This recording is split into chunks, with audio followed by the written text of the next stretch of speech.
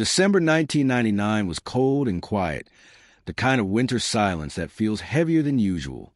Inside his private studio, Charles M. Schulz sat alone, surrounded by drawing tables, ink bottles, and the characters that had lived with him for nearly half a century. This was the same room where Charlie Brown had failed thousands of times, where Snoopy had dreamed of being a writer, a pilot, a hero, and where millions of readers had found comfort in small, simple drawings. On that night, the phone rang. It was not a dramatic call filled with shouting or anger.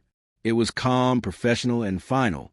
The syndicate needed to know what would happen next. Schulz listened in silence. His hands trembled, not just from age, but from something far worse. Cancer had taken his strength, his vision, and the one thing he had never imagined losing, the ability to draw. After a long pause, he spoke two quiet words that ended 50 years of daily work. "I'm done." There was no applause, no farewell tour, no celebration. Just a tired man admitting that his body could no longer follow his heart. When asked if Peanuts could continue without him, Schulz refused. To him, Peanuts was not a brand, a product, or a business. It was his life written in ink. "When I'm done, it's done," he said. And just like that, the most beloved comic strip in the world came to an end, not with joy, but with silence. T.O. understand why this moment mattered so deeply. You had to understand the man behind the pen. Charles Schulz was never loud, confident, or bold. He was a quiet observer, a man who carried his feelings inward and expressed them only through drawings. Long before fame, money, or awards, he was just a lonely boy trying to make sense of the world. Born on November 26, 1922, in Minneapolis, Minnesota, Schulz grew up during the Great Depression. His family did not have much. His father, Carl, worked as a barber, using steady hands to earn just enough to survive. His mother, Dina, was gentle and loving but often ill, spending long days in bed. The house was calm, quiet, and serious. There were no big arguments, but there was also little laughter. Young Charles learned early how to sit with his thoughts, how to be alone without complaining. That quiet became part of him as an only child. Charles often felt separate from other children. While boys his age played loudly in the streets, he preferred to sit and draw. His greatest comfort was his dog, Spike, who followed him everywhere and seemed to understand him better than people did. When Spike was killed in an accident, Charles was only 10 years old. He helped bury his dog with his own hands, feeling a kind of pain he could not explain. That loss stayed with him forever. Years later, Spike would return to the world as Snoopy, a dog who never truly leaves, a dog who dreams when his owner feels small. School was not kind to Charles. He was shy, awkward, and smaller than most of his classmates. He skipped grades because he was smart, but that only made him younger and more isolated. He spent recess alone, drawing in the dirt while others laughed together. Those moments of quiet sadness became the heart of Charlie Brown, a boy who always hopes, even when he knows he might fail again. To be by the time Charles reached adulthood, loneliness had become familiar. Drawing was not just a hobby. It was survival. Even when small successes came, like having a drawing published in Ripley's Believe It or Not, the joy was brief. No one around him seemed to care. That taught him a painful lesson early in life. Success does not always bring connection. Yet he kept drawing because it was the only way he knew how to breathe. Decades later, when that phone call came in December 1999, it was not just the end of a comic strip. It was the end of a lifelong conversation between a man and his paper. And for Charles Schulz, letting go of Peanuts felt like letting go of himself. Charles Schulz's childhood did not look dramatic from the outside, but inside it shaped everything he would later create. Growing up in Minneapolis during the Great Depression meant learning early that life was uncertain and often unfair. Money was always short, and comfort came in small, quiet forms rather than big celebrations. His father worked long hours in his barber shop, standing on his feet all day, cutting hair with care and patience. His mother, Dina, filled the home with warmth when her health allowed, but illness often kept her confined to bed. Charles watched this quietly, learning how love could exist alongside suffering. No one explained these things to him in words. He simply observed, absorbed, and remembered. That habit of watching life rather than participating loudly in it would later become the soul of Peanuts. The strip was never about big action or exciting events. It was about small moments, missed chances, and feelings people rarely said out loud. A essay boy, Charles struggled to fit in. He was shy, sensitive, and uncomfortable speaking in front of others. Teachers noticed his intelligence and moved him ahead in school, but skipping grades made things worse socially. Being younger than everyone else only deepened his sense of not belonging. At recess, while other children ran and shouted, Charles often sat alone, drawing pictures in the dirt or on scraps of paper. He was not angry about being alone. He simply felt invisible. That invisibility became familiar, almost normal. Years later, Charlie Brown would carry that same feeling, standing quietly while others ignored or mocked him, still hoping that tomorrow might be different. The one true companion Charles had was his dog, Spike. Spike was more than a pet.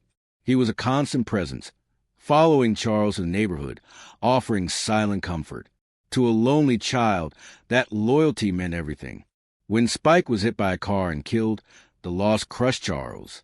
He helped bury his dog himself, standing in the cold, frozen ground, feeling grief far larger than his small body could handle. It was one of the first times he understood that love often comes with pain. That lesson never left him. Decades later, Snoopy would be born from that memory, not as a normal dog, but as a dreamer, a survivor, a friend who never truly disappears. Snoopy laughed, imagined, and escaped reality in ways Charles himself often wished he could. School continued to be a place of quiet discomfort. Charles rarely raised his hand. When called upon, his voice froze. He feared saying the wrong thing, feared being noticed. Teachers did not bully him, but classmates sometimes did. They teased him for being awkward, for being different. Instead of fighting back, Charles turned inward. Drawing became his safe space, a private world where he had control. His parents could not afford art lessons, but his mother encouraged him in small ways, buying pencils whenever she could, sometimes skipping meals to do so. Her belief in him was steady and unspoken, and it mattered more than she ever knew at 14. Charles experienced his first taste of public recognition when one of his drawings was published in Ripley's Believe It or Not. He ran to show his classmates, expecting excitement or praise. Instead, he was met with indifference. No one cared. The happiness he felt turned quickly into silence. That moment taught him something painful but important. Even success could feel lonely. Still, he did not stop drawing. He could not. It was the one thing that made sense in a world that often didn't. These early years formed the emotional language Charles Schulz would use for the rest of his life. Loneliness was not something he exaggerated. It was something he knew deeply. He understood disappointment, quiet hope, and the courage it takes to keep trying when no one is watching. When Peanuts eventually reached millions of people, it was not because the characters were funny in a loud way. It was because they spoke softly to feelings many people had, but never learned how to express. And all of that began with a small boy, a dog named Spike, and a childhood shaped by silence that by the early 1940s, Charles Schulz was slowly beginning to believe that his life might finally move forward. He was no longer a child hiding behind his drawings, but a young man with a clear dream of becoming a cartoonist. Yet just as that dream felt possible, tragedy arrived in the cruelest way.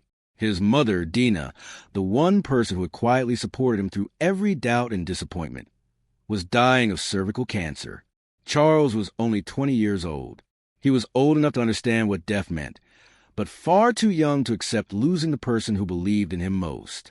Night after night, he heard her cries of pain from the next room, powerless to help. He tried to distract her by drawing cartoons, hoping to make her smile, but nothing could stop what was coming. The house that had once been quiet now felt heavy with grief, if that loss were not enough. Another blow came almost immediately. Charles received his draft notice from the United States Army. The timing felt cruel and unfair. He was being asked to leave home just as his family was falling apart. On February 28, 1943, only 3 days before he was scheduled to leave for military training, his mother died. There was no proper goodbye, no time to process the loss. One moment she was there, and the next she was gone. Charles left for war carrying grief that had no place to go. Years later, He would say that every Peanut strip carried a part of his mother inside it. Charlie Brown's sadness, his gentle disappointment, and his quiet strength were born during that painful week. Schulz was assigned to the 20th Armored Division as a staff sergeant, responsible for leading a machine gun squad through Europe. He was not built for war. He was shy, sensitive, and deeply uncomfortable with violence. He hated guns and feared what they represented.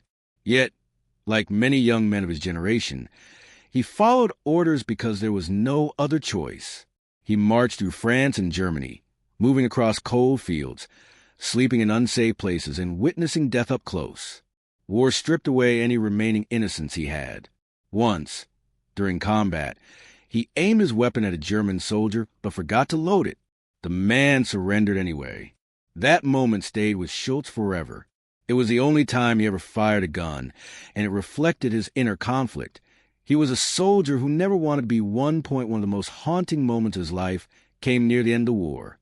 On April 30th, 1945, Schulz's division arrived at the Dachau concentration camp just one day after it had been liberated. What he saw there changed him permanently. Survivors wandered the roads, starved, broken, barely able to stand. The horror was beyond words. Schulz rarely spoke publicly about Dachau, but the deep empathy and sorrow that filled Peanuts came from that experience. He had seen the worst of humanity, and it left him with a lasting understanding of suffering. That understanding made his humor gentle instead of cruel, thoughtful instead of loud. Before leaving for war, Schulz had made a simple promise to his mother. "We'll probably get a dog when I come back," he told her. She never lived to see that promise fulfilled, but in a way, he kept it. Years later, Snoopy would become that dog, the companion she never met, the friend who brought joy where grief once lived. Snoopy was playful, imaginative, and hopeful, the opposite of the harsh world Schulz experienced during the war. Through Snoopy, he allowed himself moments of escape and light. When Charles Schulz returned home in late 1945, he was no longer the boy who had left.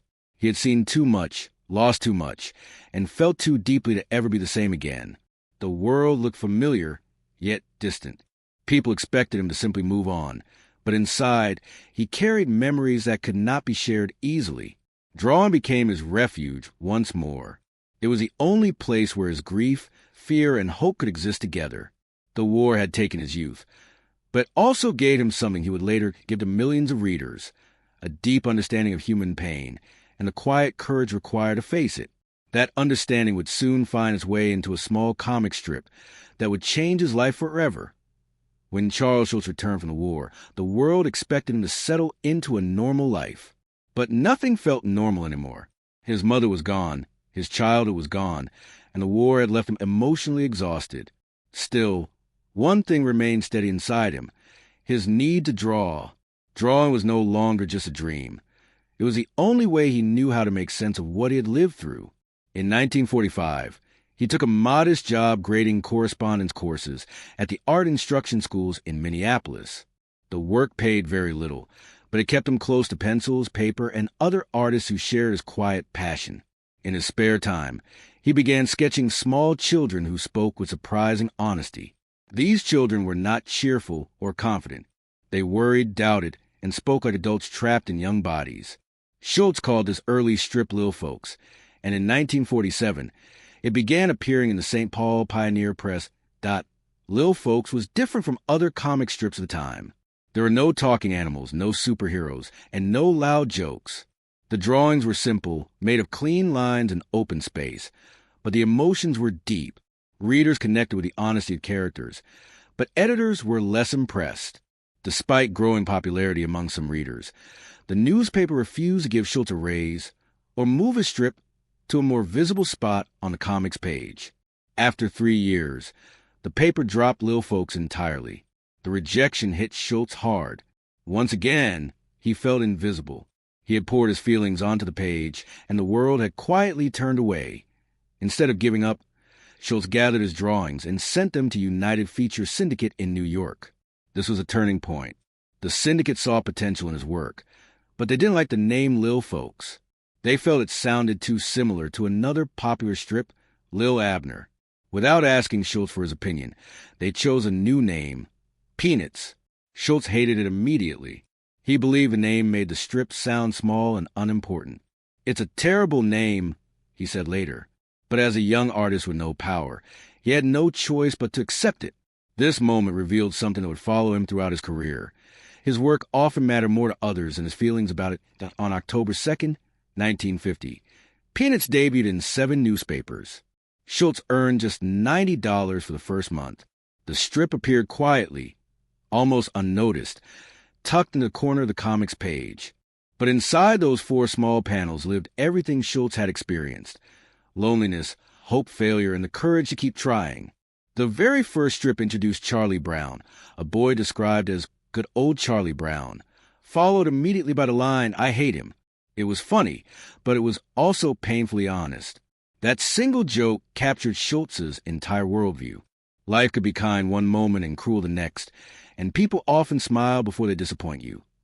Just 2 days later, Snoopy appeared for the first time. At first, he was simply a dog, nothing more. But Schulz soon realized Snoopy could become something deeper, a dreamer, a symbol of imagination and escape. Snoopy represented the part of Schulz that refused to give up, the part that still believed in possibility, even after years of disappointment. Slowly, Peanuts began to grow. More newspapers picked it up, and readers started to recognize themselves in the characters. Charlie Brown's failures felt familiar. Lucy's cruelty reminded people of those who had hurt them. And Snoopy's dreams offered relief from the quiet sadness beneath it all.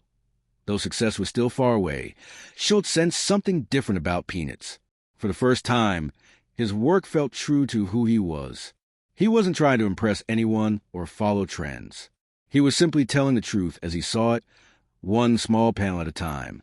The strip that had begun as a compromise, with a name he hated, was slowly becoming his voice. And without realizing it, Charles Schulz was building a legacy that would one day touch the lives of millions around the world, by the late 1950s. Peanuts had grown far beyond anything Charles Schulz had imagined. What began in just 7 newspapers spread steadily across the country and then around the world. Within a decade, the strip appeared in hundreds of newspapers, and the characters became part of everyday life. Charlie Brown's round head and constant bad luck felt familiar to readers. Snoopy's playful imagination brought lightness and joy. Lunchboxes, greeting cards, classroom posters, and even church bulletins carried the simple black and white drawings. Charles Schulz, once an invisible boy in a corner of the playground, was now one of the most recognized cartoonists in America. Yet fame did not bring him peace. In many ways, it deepened the loneliness he had always carried. Schulz was married by this time to Joyce Halverson, whom he wed in 1951. Together, they built a life that looked stable from the outside. They had children, a home, and financial security, things Schulz had never known growing up. But emotionally, he remained distant. His true relationship was with his work. 6 days a week, he locked himself alone in his studio, drawing every strip by hand. He refused to hire assistants, even as the workload grew overwhelming. "No one else can draw my feelings," he once said. That belief made him a legend, but it also made him isolated. Joyce later described feeling like a widow with a husband who was still alive. Schulz was present in the house, but his mind lived elsewhere, inside the world of Peanuts. Behind the gentle humor of the strip, Schulz's own sadness quietly deepened. He understood pain in a way few successful people did. Charlie Brown's endless failures were not exaggerated for comedy. They reflected Schulz's real fears of rejection and inadequacy. Lucy's cruelty came from people who had mocked him throughout his life. Even the small moment of hope followed by disappointment mirrored his own emotional experiences. Perhaps the most personal example was the little red-haired girl, the one Charlie Brown loved from afar, but could never have. She was real. Her name was Donna Johnson, an accountant Schulz had fallen deeply in love with before Peanuts became famous. He proposed to her. She said no. She married someone else. Schulz never truly recovered from that rejection. For the rest of his life, he carried that heartbreak quietly, expressing it only through Charlie Brown's Silent Longing. In 1965, A Charlie Brown Christmas aired on television. Network executives believed it would fail. It was too quiet, too slow, and too openly religious for mainstream audiences. There was no laugh track, no flashy animation, and long moments of silence. But when it aired, nearly half the country tuned in. The special won an Emmy and a Peabody Award, and became one of the most beloved holiday programs of all time. Once again, Schulz's gentle honesty connected deeply with audiences. Yet, even this success did not heal him. "Happiness is a warm puppy," he famously said, but he also understood how brief that warmth could be. Joy, to him, was temporary to be why the 1970s. Peanuts appeared in more than 1,000 newspapers and earned Schulz millions of dollars. He was wealthy, respected, and admired worldwide. Still, at his core, he remained the same quiet man who understood sadness. Fame did not erase his insecurities or his emotional distance. Instead, it added pressure. Readers expected perfection every day. Schulz expected it from himself even more. Each new strip had to meet his standards, and failure was not an option. He rarely took breaks, fearing that if he stopped, the connection between him and his work would be lost. Despite everything he had achieved, Charles Schulz never felt fully at ease with success. He turned sorrow into something beautiful for the world, but he never learned how to escape it himself. Peanuts made people laugh, but it was built on feelings that were deeply personal and often painful. Behind every joke was a man quietly carrying the weight of his own heart.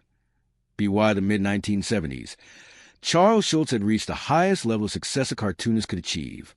Peanuts was everywhere, and he was celebrated as one of the most influential artists of his time. Yet behind the admiration and financial success, Schulz was slowly breaking down. For decades, he had worked almost non-stop, drawing 6 days a week without assistance, vacations, or real rest.